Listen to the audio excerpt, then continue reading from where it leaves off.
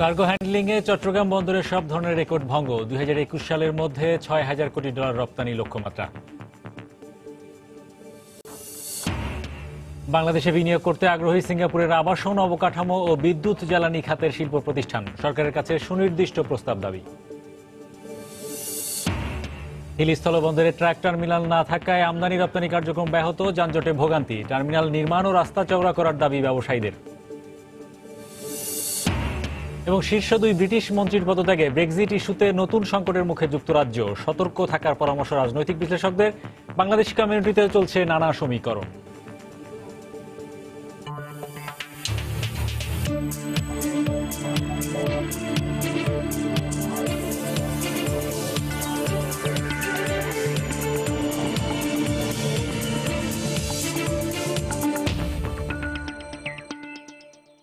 দেখছিলেন শিরোনাম। আমন্ত্রণ জানাচ্ছি দেশ ও দেশের বাইরের অর্থ বাণিজ্যের নানা খবর নিয়ে আমাদের নিয়মিত আয়োজনে সময়ের বাণিজ্যে। আর আপনাদের সঙ্গে আছি আমি হরিপদ সাহা।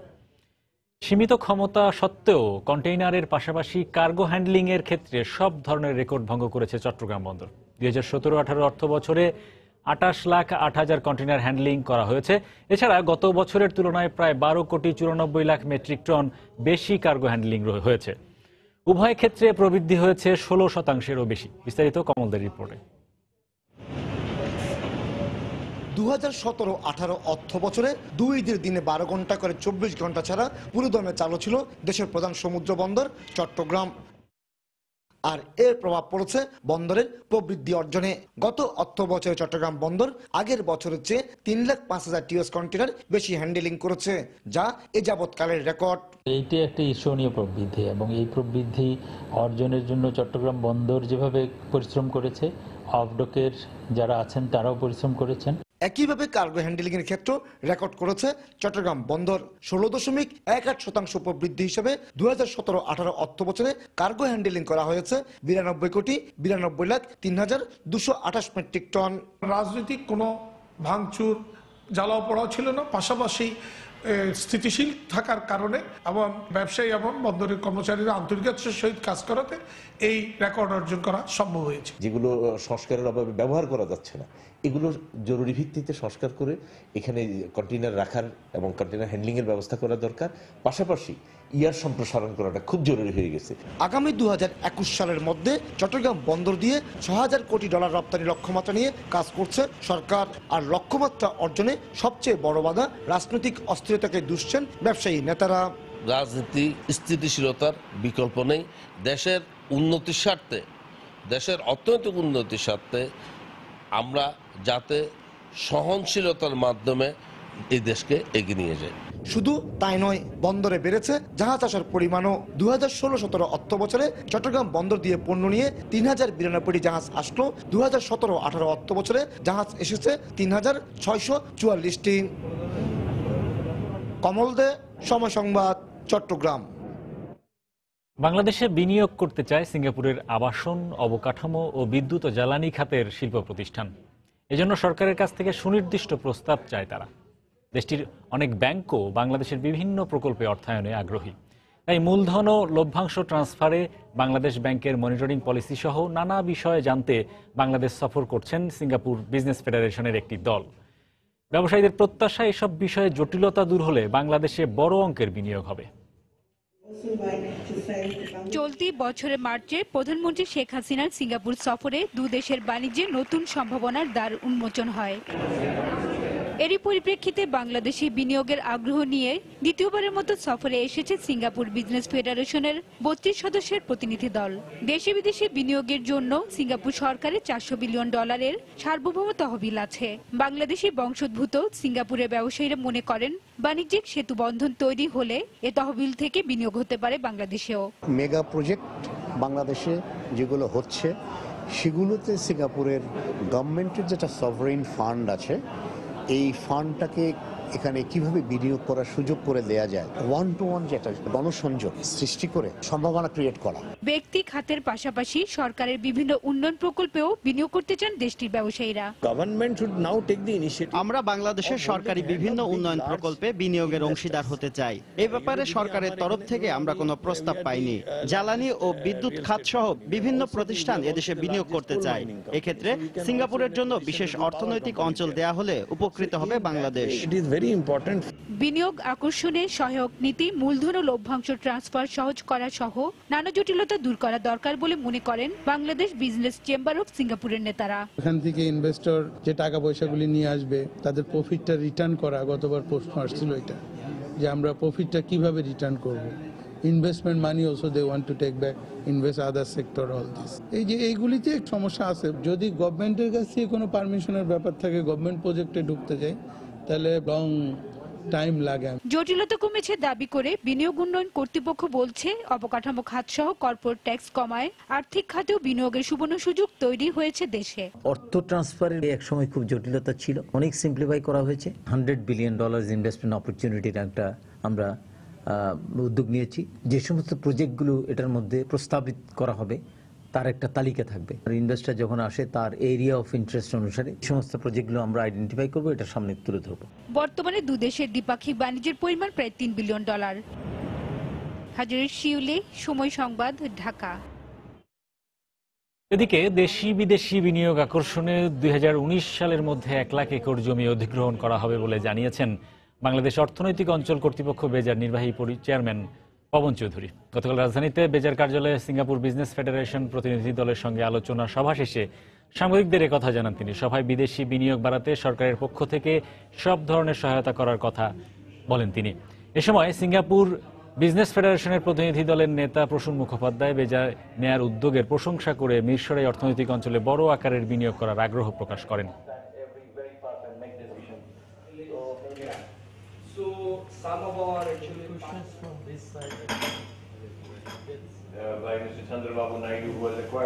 আমাদের যদি এরকম কোন একটা লার্জ প্রজেক্টের সঙ্গে ইনভলভ করা হয়, সেখানে আমরা পোর্ট থেকে পাওয়ার স্টেশন থেকে everything only we will make.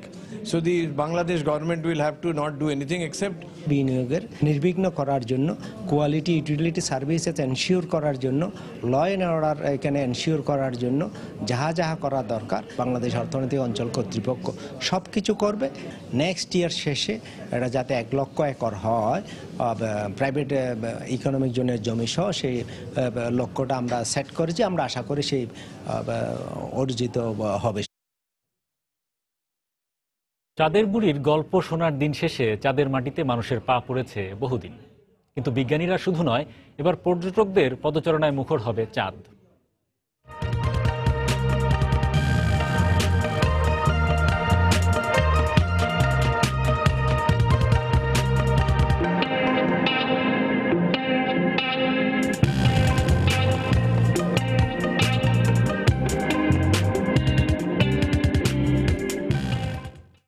অবিশ্বাস্য হলো এবার সত্য হতে যাচ্ছে চাঁদে যাওয়ার স্বপ্ন। বিস্তারিত থাকছে সংবাদের শেষাংশে, দেখার আমন্ত্রণ রইল। রাজধানীর শেরেবাংলা নগরের এনইসি সম্মেলন কক্ষে চলছে অর্থনৈতিক পরিষদের নির্বাহী কমিটি একনেকের সাপ্তাহিক বৈঠক। সকালে প্রধানমন্ত্রী শেখ হাসিনার সভাপতিত্বে চলা এই বৈঠকে আছেন অর্থমন্ত্রী আবুল মাল আব্দুল মুহিত, পরিকল্পনামন্ত্রী আহমদ মুস্তাফা কামাল সহ মন্ত্রী পরিষদের সদস্যরা।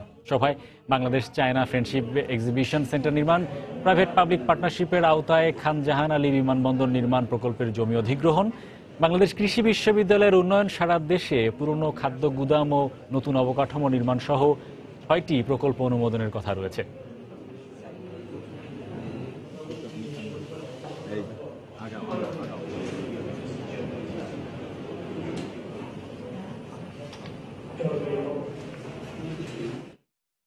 এই মুহূর্তে শেরেবাংলা নগরের এনইসি সম্মেলন কক্ষে আছেন সহকর্মী সাজিদ রাজু। আমরা বিস্তারিত জানতে যোগ দিচ্ছি তার সঙ্গে।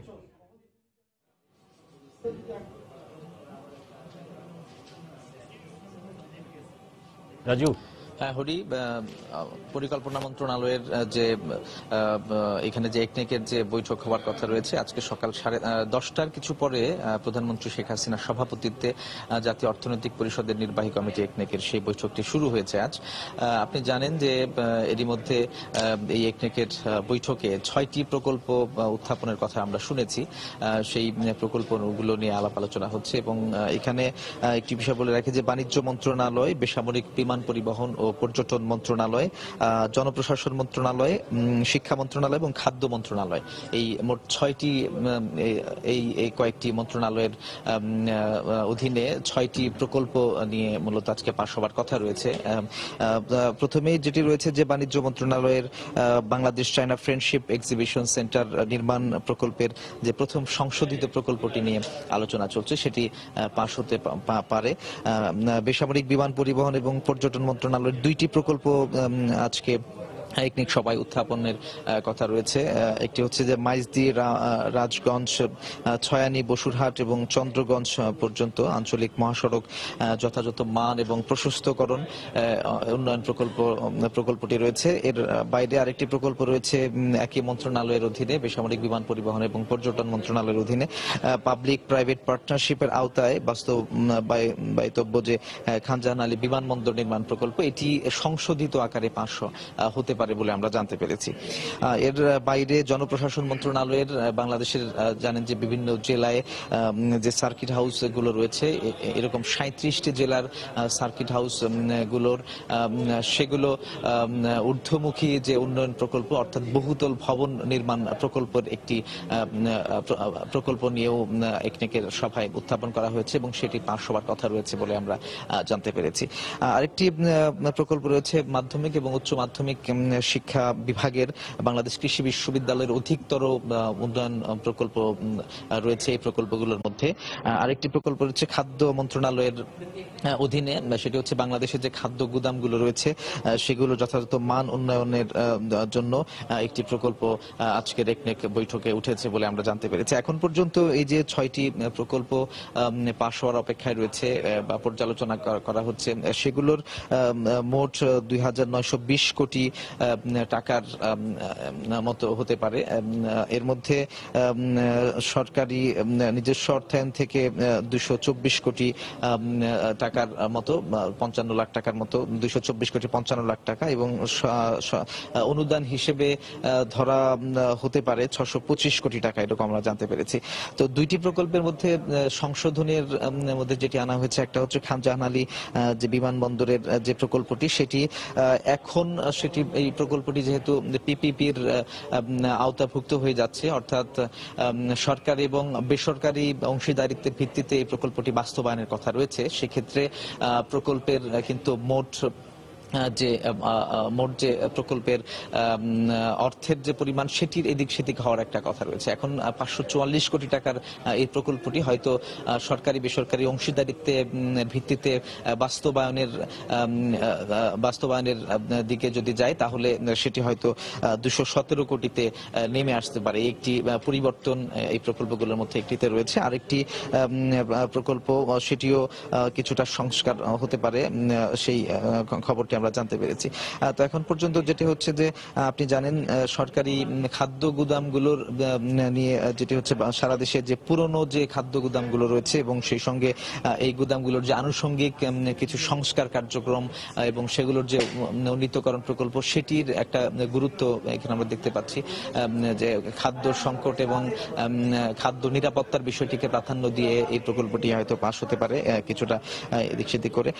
তো মোটামুটি এই ছিল 6টি প্রকল্প নিয়ে আমার কাছে সবশেষ। হয়তো পরিকল্পনা প্রতিমন্ত্রী আজকে ব্রিফ করতে পারেন বলে আমরা জানতে পেরেছি। একনেকের বৈঠকটি শেষ হওয়ার পরে আসলে কত কোটি টাকার প্রকল্প নিয়ে আলোচনা হলো বা কত কোটি টাকার প্রকল্প পাশ হবে, এই 6টি প্রকল্পের কি পরিবর্তন বা নতুন কোনো সংযোজন বিয়োজন আছে কিনা সেগুলোর বিস্তারিত জানতে পারবো সেই ব্রিফিং এর পর।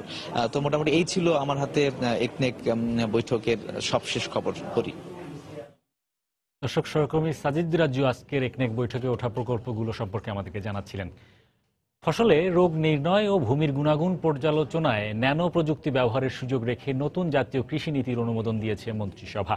গতকাল সচিবালয়ে প্রধানমন্ত্রী শেখ হাসিনার সভাপতিত্বে মন্ত্রিসভার বৈঠকে এ অনুমোদন দেওয়া হয়। এর ফলে বাড়বে কৃষি উৎপাদন এবং কৃষকের আয়। এ সিদ্ধান্তকে যুগান্তকারী পদক্ষেপ বলছেন কৃষিবিদরা।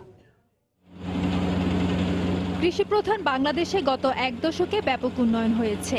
বিশেষ করে নতুন নতুন প্রযুক্তি ব্যবহারে এই খাতে উৎপাদন যেমন বেড়েছে, তেমনি ফসলের বহুমুখিতাও বেড়েছে। এ অবস্থায় সোমবার মন্ত্রিসভা কৃষিতে আরো উন্নয়নে এই খাতে ন্যানো প্রযুক্তি ব্যবহারের সুযোগ রেখে জাতীয় কৃষিনীতি 2018 এর খসড়া অনুমোদন দিয়েছে। খসড়া নীতিতে বলা হয়, প্রাথমিক পর্যায়ে ফসলের রোগ, জাতভিত্তিক পুষ্টি চাহিদা নির্ণয় ও পুষ্টি আহরণের ক্ষমতা বাড়াতে ন্যানো প্রযুক্তি ব্যবহারের উদ্যোগ নেওয়া হবে। এছাড়া ভূমির গুণাগুণ পর্যবেক্ষণ ও উৎপাদন বাড়াতে এই প্রযুক্তি ব্যবহার করা যাবে।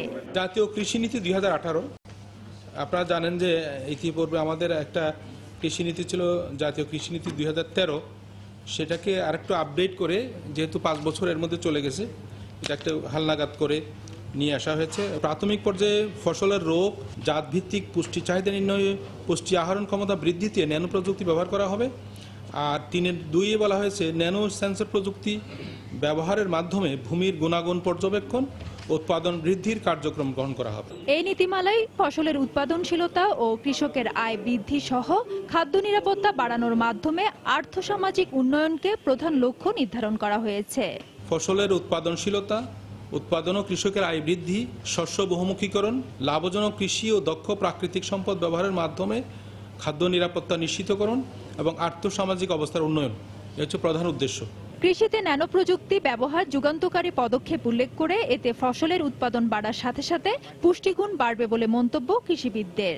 ন্যানো টেকনোলজি হলে আমরা আমাদের ইনসেকটিসাইড, ফাঙ্গিসাইড এই ব্যবহারগুলো কমে যাবে এবং আমাদের ইলগুলো হবে সেফ, এবং এটা একটা প্রিসিশন এগ্রিকালচার হবে। প্রিসিশন এগ্রিকালচারের জন্য কিন্তু আমরা বারবারই কথা বলছিলাম।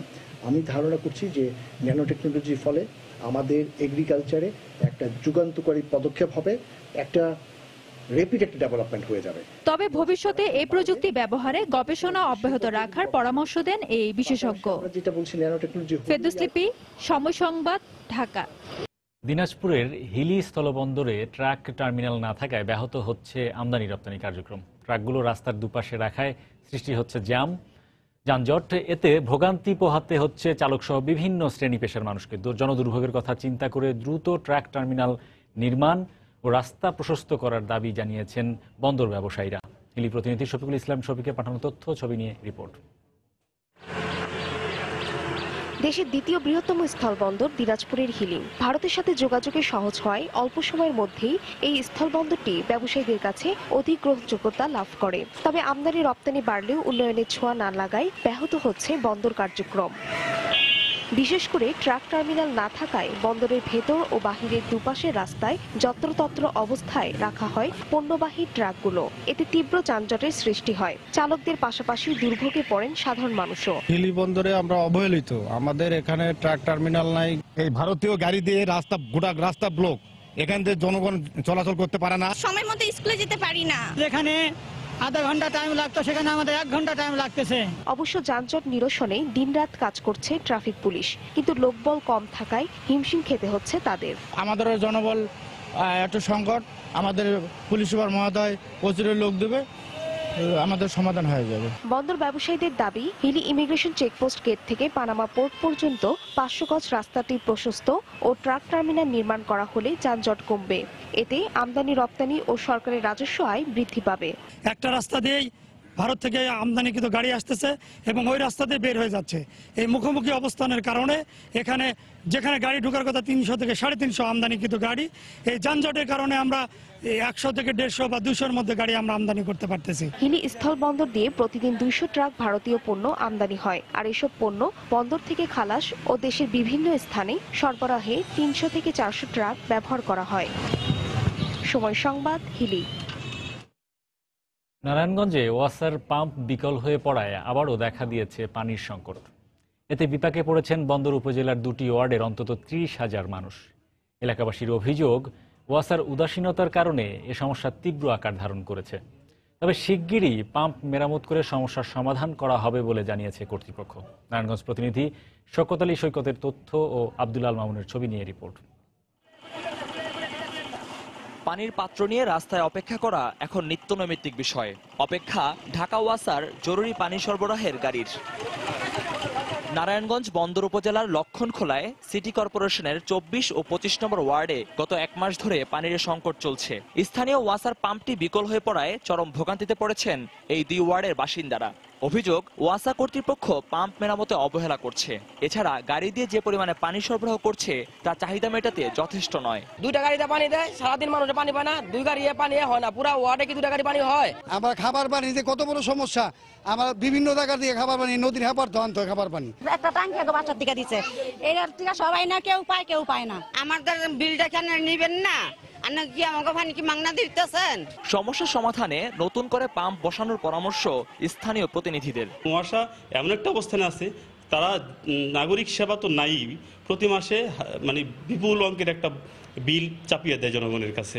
নতুন করে একটা পাম্পের আবেদন করব, যাতে দ্রুত সময়ের মধ্যে আমাদের সেই পাম্পটি বসানো হলে এলাকার চাহিদা পূরণ হবে। শিগগিরই পাম্প মেরামত করে পানি সরবরাহ করা হবে বলে জানিয়েছেন ওয়াসার এই কর্মকর্তা। কাজের অবস্থা দ্রুত গতিতে কাজ চলছে, কাজ হয়ে সম্ভবত হয়ে গেছে, আর 3 দিন সময় লাগবে। এই 3 দিনের ভিতরে আমরা সাপ্লাই দিতে পারবো পানি। 6 মাস আগে ওয়াসার পাম্প বিকল হয়ে বন্দর উপজেলা 5টি ওয়ার্ডে 3 মাস পানি সরবরাহ ব্যাহত হয়। গত 1 জুলাই পানির দাবিতে ঢাকা মদনগঞ্জ মদনপুর সড়ক অবরোধ করে বিক্ষোভ করেন এলাকাবাসী। সময় সংবাদ, নারায়ণগঞ্জ। চড়া দামে বাগান কিনে মূলধন তুলতে পারছেন না নওগাঁর পোরশা সাপাহারের আম ব্যবসায়ীরা। দাম কম, তাই বাগান থেকে আম নামাতে অনীহা দেখাচ্ছেন বাগান মালিকরা। এতে বাগানে আম নষ্ট হয়ে যাচ্ছে। বাগান মালিকরা ও ব্যবসায়ীরা বলছেন, শেষ সময়ে ভালো দাম পাওয়ার আশায় বাগানে আম ধরে রাখেন, কিন্তু অতিবৃষ্টি আর নিম্ন বাজার দরে লোকসান গুনতে হচ্ছে তাদের। কৃষি বিভাগ বলছে, নওগাঁর আম ব্র্যান্ডিং সহ সুষম বাজার নিশ্চিতে নানা সুপারিশ তুলে ধরা হয়েছে। নওগাঁ প্রতিনিধি এমআর রকির রিপোর্ট।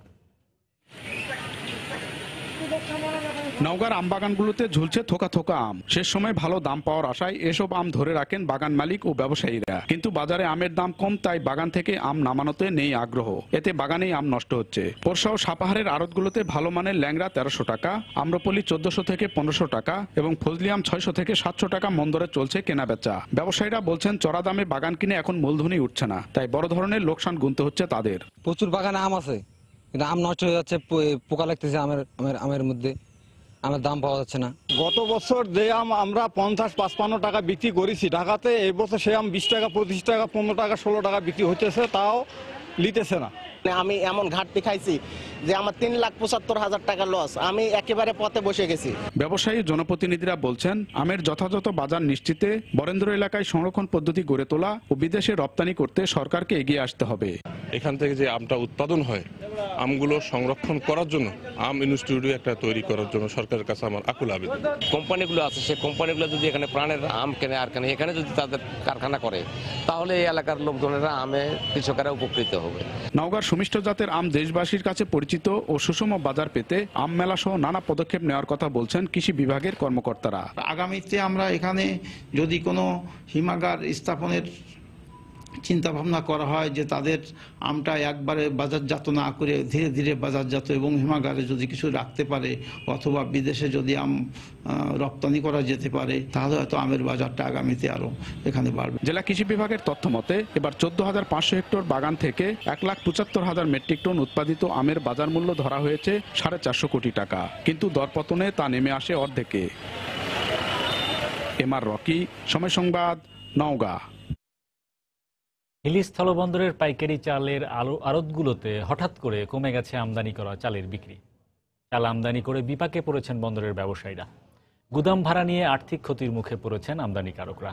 কাজ না থাকায় একরকম অলস সময় পার করছে শ্রমিকরা। ব্যবসায়ীরা বলছেন, স্থলবন্দরে ভারত থেকে আমদানি করা চালের বেশিরভাগই সরবরাহ হয় ঢাকা, ময়মনসিংহ, নেত্রকোনা ও দেশের হাওর অঞ্চলগুলোতে, কিন্তু এবছর এসব অঞ্চলে ধানের বাম্পার ফলন হওয়ায় প্রভাব পড়েছে হিলি স্থলবন্দরের চালের পাইকারি মোকামে।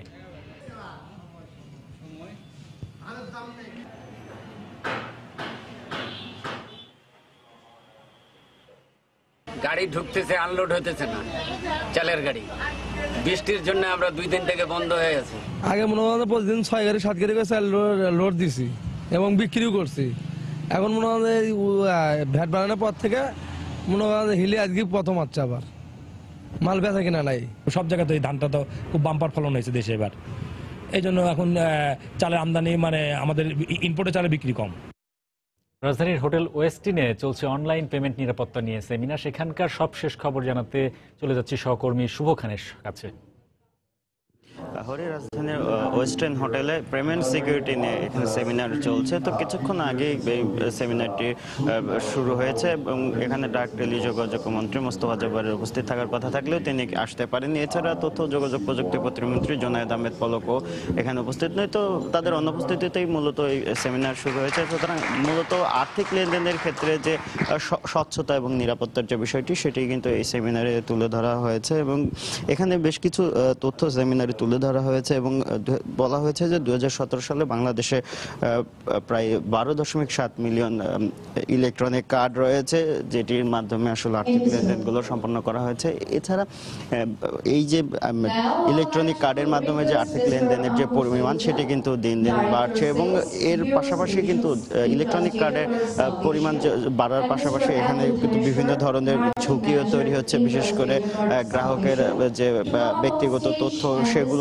কিন্তু অনেক সময় তারা বলেছেন যে বিশ্বের বিভিন্ন দেশে যেমন আর্থিক অনিয়ম হচ্ছে কিন্তু এই মূলত ইলেকট্রনিক কার্ডের মাধ্যমে, যেটি বাংলাদেশের ক্ষেত্রেও কিন্তু ইলেকট্রনিক কার্ডের মাধ্যমে কিন্তু বাংলাদেশে বেশ কিছু অনিয়মের ঘটনা ঘটেছে এবং তারা বলা হচ্ছে যে 2017 সালে বাংলাদেশের যে আর্থিক অনিয়মের ঘটনা ঘটেছে ইলেকট্রনিক কার্ডের মাধ্যমে তার 43% মূলত এটিএম কার্ডের মাধ্যমে হয়েছে। এছাড়া এই যে ঝুঁকিগুলো সেগুলো কিন্তু প্রতিনিয়ত বাড়ছে। সুতরাং ইলেকট্রনিক কার্ডের মাধ্যমে যে লেনদেনের বিষয়টি সেটি ক্ষেত্রে যেমন বাড়ছে, সেক্ষেত্রে গ্রাহকদের নিরাপত্তা নিশ্চিত করার বিষয়টির উপর কিন্তু জোর দেওয়া হয়েছে এবং এখানকার বক্তারা বলছেন যে গ্রাহকের যদি নিরাপত্তা যদি নিশ্চিত করা না যায় তাহলে যে এই যে ইলেকট্রনিক সিস্টেমে যে পেমেন্ট বা আর্থিক লেনদেনের মাত্রা বাড়ছে সেটিতে কিন্তু আসলে গ্রাহকের কতটা আস্থা থাকবে সেটিও কিন্তু একটি গুরুত্বপূর্ণ বিষয় আর কি। আরো বলেছে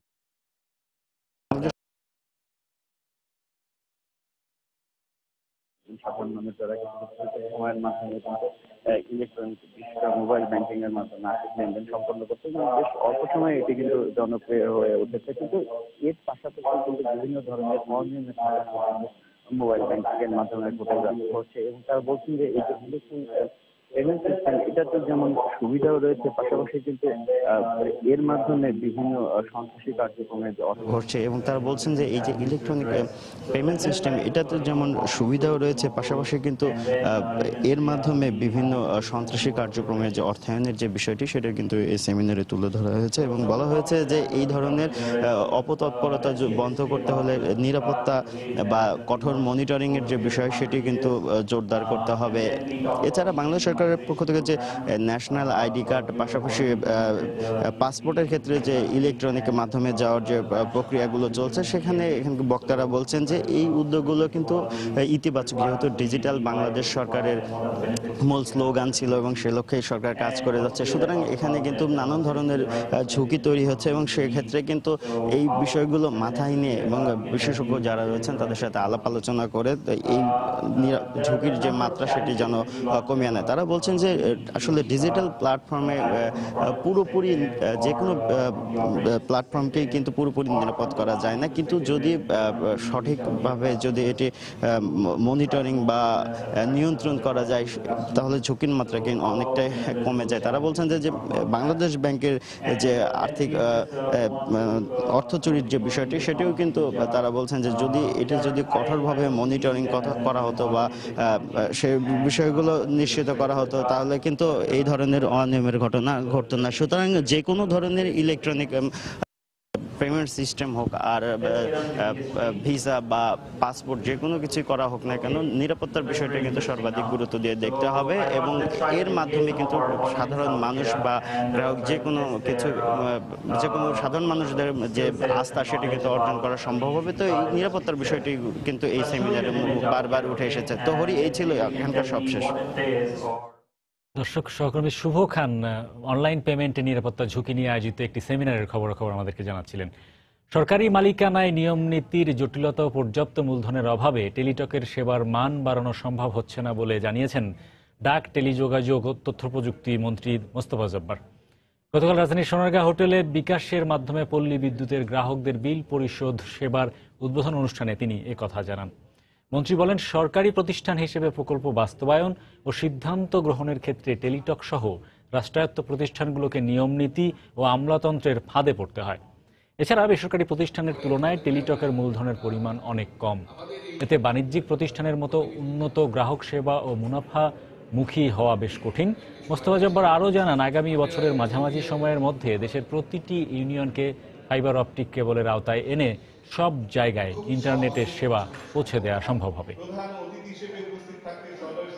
প্রতিদিনই প্রশ্ন পাই, টেলিটক নেটওয়ার্ক নেই কেন, টেলিটকের কেন বাজারে তাদের মার্কেট শেয়ার নাই, টেলিটক কি কারণে গ্রো করতে পারছে না।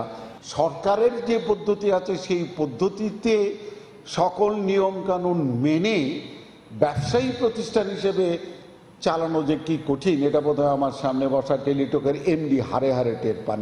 যেখানে জিপির মতন প্রতিষ্ঠানের বিনিয়োগ হচ্ছে 40,000 কোটি টাকা, আমার টেলিটকের এমডি কিন্তু 4,000 টাকাও বিনিয়োগ করতে পারেনি।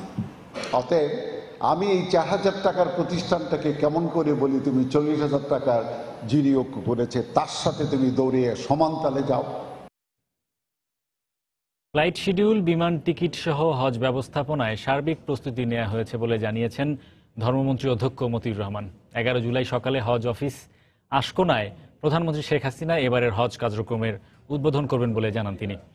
গতকাল সচিবালয়ে হজ ব্যবস্থাপনা নিয়ে আন্তঃমন্ত্রণালয় সভা শেষে সাংবাদিকদের মন্ত্রী কথা বলেন। এ সময় তিনি বলেন, বাংলাদেশ বিমান 187টি ফ্লাইটে 64,997 জন হজযাত্রী পরিবহন করবে। অন্য যাত্রীদের পরিবহন করবে সৌদি এয়ারলাইন্স। ইতোমধ্যে সরকারি ও বেসরকারি ব্যবস্থাপনায় প্রায় 16,000 হজযাত্রীর ভিসা সম্পন্ন হয়েছে। এবার হজের প্রথম ফ্লাইট শুরু হবে 14 জুলাই এবং শেষ ফ্লাইট 15 আগস্ট। এবছর 1,26,798 জন হজে যাচ্ছেন বলেও জানান তিনি।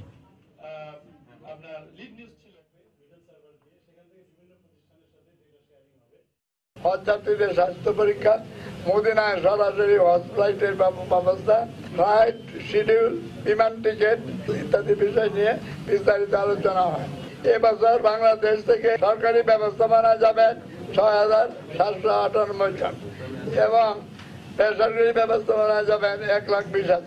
হজের প্রথম ফ্লাইট শুরু হবে 14 জুলাই 2018 তারিখে। হজের শেষ ফ্লাইট 15 আগস্ট 2018 তারিখে। বিকল্প কর্মসংস্থান সৃষ্টি করতে খাগড়াছড়িতে দরিদ্র পরিবারগুলোকে সহায়তা দিয়েছে ইউএনডিপি। গতকাল পার্বত্য জেলা পরিষদ প্রাঙ্গণে দরিদ্র পরিবারের মাঝে এই আর্থিক সহায়তা দেয়া হয়। এ সময় ইউএনডিপির খাগড়াছড়ি জেলা ব্যবস্থাপক প্রিয়তর চাকমা, জেলা পরিষদের মুখ্য নির্বাহী কর্মকর্তা মোহাম্মদ নুরুজ্জামান সহ প্রশাসনের শীর্ষ কর্মকর্তারা উপস্থিত ছিলেন। অনুষ্ঠানে 1,154টি হতদরিদ্র পরিবারকে অর্থ সহায়তা দেওয়া হয়। পর্যায়ক্রমে আরও 1,500 দরিদ্র পরিবারকে এই আর্থিক সহায়তা দেওয়া হবে বলে জানান ইউএনডিপি কর্মকর্তা।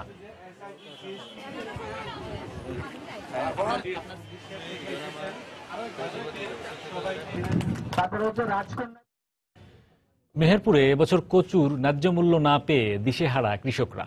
লাভবান হওয়ার পরিবর্তে উৎপাদন খরচ তুলতে হিমশিম খাচ্ছেন চাষিরা। হঠাৎ করেই বাজারে কমে গেছে কচুর চাহিদা ও মূল্য। মেহেরপুরের আউশ কচু খুব সুস্বাদু হওয়ায় এই জেলার কচুর কদর সারা দেশি। প্রতিবারের মতো এবারও লক্ষ্যমাত্রার চেয়ে বেশি রাজস্ব আদায় হয়েছে। 25 থেকে 30 টাকা কেজির দরের কচু এখন বিক্রি হচ্ছে 10 থেকে 12 টাকায়। কৃষি সম্প্রসারণ অধিদপ্তর জানিয়েছে, জেলার এবার প্রায় 2,000 হেক্টর জমিতে আউশ কচুর আবাদ হয়েছে। প্রতি বিঘা জমিতে কচু চাষ করতে খরচ হয়েছে 20 থেকে 25,000 টাকা।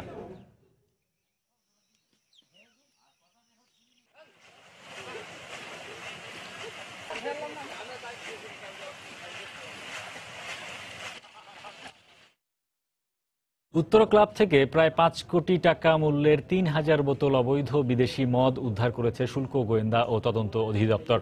গতকাল দুপুরে সংস্থাটির অতিরিক্ত মহাপরিচালক কাজী জিয়াউদ্দিনের নেতৃত্বে র্যাব এবং আনসার সদস্যদের সমন্বয়ে একটি দল গোপন সংবাদের ভিত্তিতে তল্লাশি চালায়। অধিদপ্তর সূত্র জানায়, উত্তরা ক্লাব দীর্ঘদিন ধরে কোনো কাগজপত্র ছাড়াই বিভিন্ন ব্র্যান্ডের আমদানিকৃত বিদেশি মদ অবাধে বিক্রি করে আসছিল। অভিযানের শুরুতে ক্লাবের বার ম্যানেজার না থাকায় বিকেল 5টার দিকে তালা ভেঙে তল্লাশি চালানো হয়। পাওয়া যায় বিপুল পরিমাণ বিদেশি মদ। উত্তরা ক্লাবের বিরুদ্ধে শুল্ক ও মাদকদ্রব্য নিয়ন্ত্রণ আইনের যথাযথ ব্যবস্থা নেওয়া হবে বলে জানায় শুল্ক গোয়েন্দা ও তদন্ত অধিদপ্তর।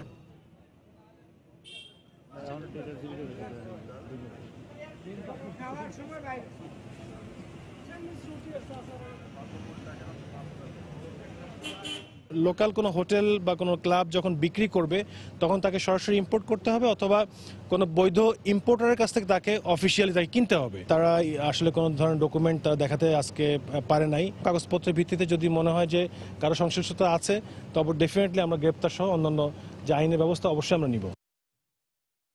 রাজধানীর উত্তরায় 3S নামের একটি সুপার শপে অভিযান চালিয়েছে 20,000 টাকা জরিমানা করেছে বিএসটিআই এর ভ্রাম্যমাণ আদালত। গতকাল ঢাকা জেলার নির্বাহী ম্যাজিস্ট্রেট আনোয়ারুজ্জামানের নেতৃত্বে এই অভিযান পরিচালনা করা হয়। অভিযানে অনুমোদন ছাড়া বিএসটিআই এর লোগো ব্যবহার এবং নির্ধারিত দামের চেয়ে বেশি দামে পণ্য বিক্রির অভিযোগে জরিমানা করা হয় সুপার শপটিকে। বিএসটিআই এর ঊর্ধ্বতন কর্মকর্তা ছাড়াও এই অভিযানে এপিবিএন এর সদস্যরা উপস্থিত ছিলেন।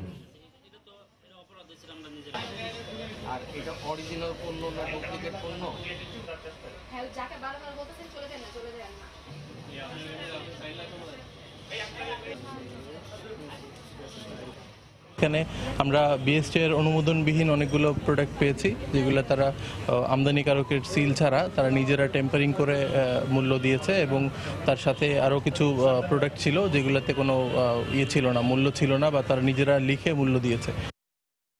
এ সময় বাণিজ্যের শীর্ষ সংবাদগুলো জানিয়ে দিচ্ছি আরেকবার। কার্গো হ্যান্ডলিংয়ে চট্টগ্রাম বন্দরের সব ধরনের রেকর্ড ভঙ্গ। 2021 সালের মধ্যে $6,000 কোটি রপ্তানির লক্ষ্যমাত্রা। বাংলাদেশে বিনিয়োগ করতে আগ্রহী সিঙ্গাপুরের আবাসন, অবকাঠামো ও বিদ্যুৎ জ্বালানি খাতের শিল্প প্রতিষ্ঠান। সরকারের কাছে সুনির্দিষ্ট প্রস্তাব দাবি। হিলি স্থলবন্দরে ট্রাক টার্মিনাল না থাকায় আমদানি রপ্তানি কার্যক্রম ব্যাহত, যানজটে ভোগান্তি। টার্মিনাল নির্মাণ ও রাস্তা চওড়া করার দাবি ব্যবসায়ীদের। এবং শীর্ষ 2 ব্রিটিশ মন্ত্রীর পদত্যাগে ব্রেক্সিট ইস্যুতে নতুন সংকটের মুখে যুক্তরাজ্য, সতর্ক থাকার পরামর্শ রাজনৈতিক বিশ্লেষকদের। বাংলাদেশি কমিউনিটিতেও চলছে নানা সমীকরণ। এই ছিল এই সময়ের বাণিজ্যে। যে কোনো খবর পেতে ভিজিট করুন সময়নিউজ.tv। সঙ্গে থাকুন সময়।